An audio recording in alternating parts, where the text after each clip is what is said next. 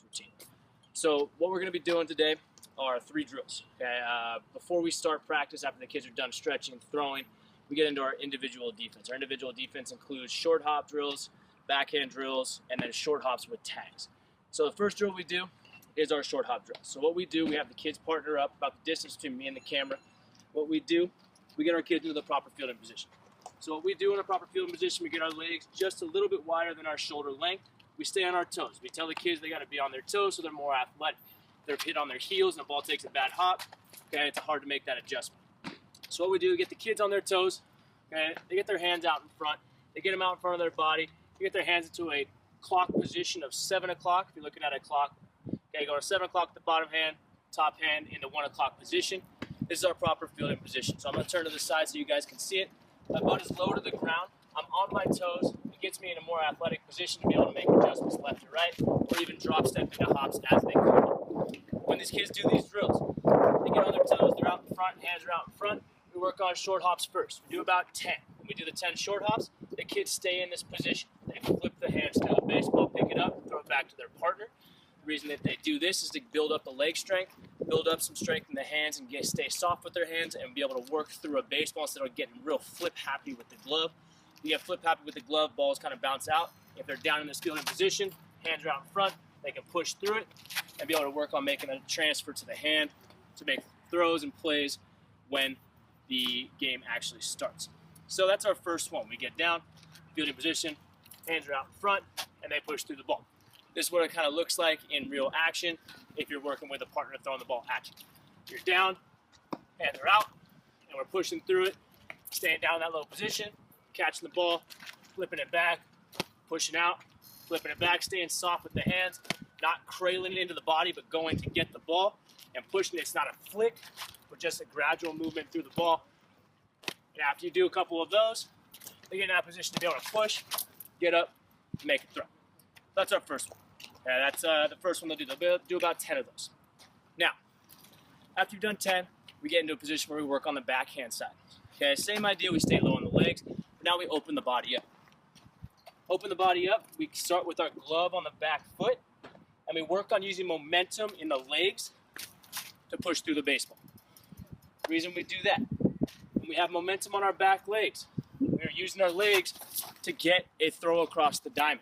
When you do not use your legs and kids stand up tall, they get flat-footed, easier chance for bad hops to beat them, and they put too much stress on their arms, relying on their arms to throw it instead of using their legs. We all know in baseball and all sports, majority of our strength and momentum comes from our legs, so we really want to focus on that. So what we do, kids get down in this back position, weights on this back leg, glove starts on the back leg, and we work on pushing through it. We don't flick the wrist through it, because we flick the wrist through it and we miss the ball has a tendency to flip way to the side. We want that ball to stay in the position we want it to go towards first base.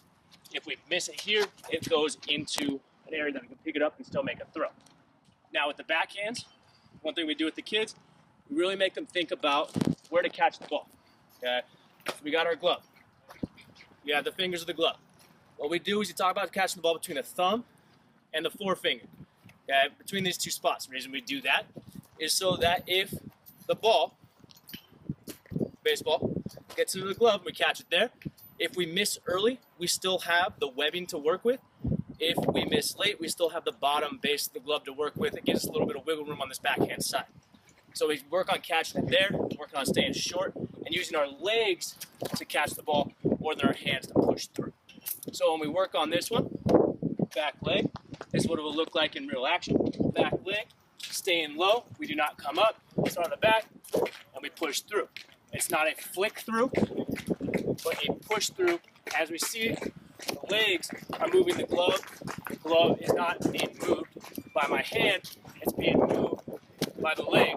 So pushing it through the right way. After you've done about 7 to 8 of these, then we start allowing them to push through and use that shuffle to get into the ball. So now our momentum is pushing through the baseball and we're staying in line with first base, which is where our overall throw right now wants to go. So after what I get right there. Okay. Now that is our second one. The very last one that we do as infielders is we work on forehands with a tag. So say a second baseman getting into a bag, third baseman getting into a bag, shortstop getting into a bag, catching the ball, putting a tag down on the base. So same idea, instead of being straight up, we stay low, now we open up the other way.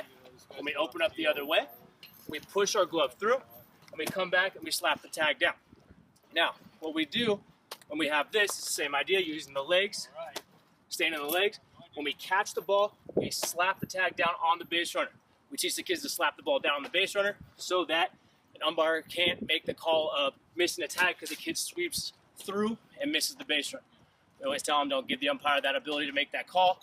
Put the tag down. Don't give him the ability to miss a tag.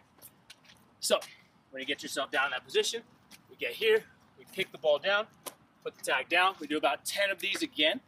So we're down in this position, hands come through, push, tag. Now as it goes a little quicker, we really want to focus on picking and getting that tag down. If you notice, my legs never come up. I watch the ball all the way into the glove with my eyes, pick it, slap the tag down, and we are good to go. Now, once you do about 10 of those, the infield drills are pretty much over. They get into a quick foot release, quick hands release drill. We're not gonna go over that one today, but these are drills that we like to do before practice starts so that the kids have ability to get their legs loose, get their hands loose, and be ready for the rapid ground balls that are about to come. Later, we're gonna show you what it looks like in action with some of our players. Thanks a lot.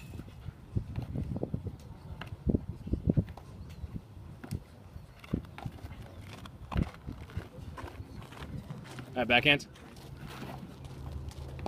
Remember using the legs to push through, not the glove to flip.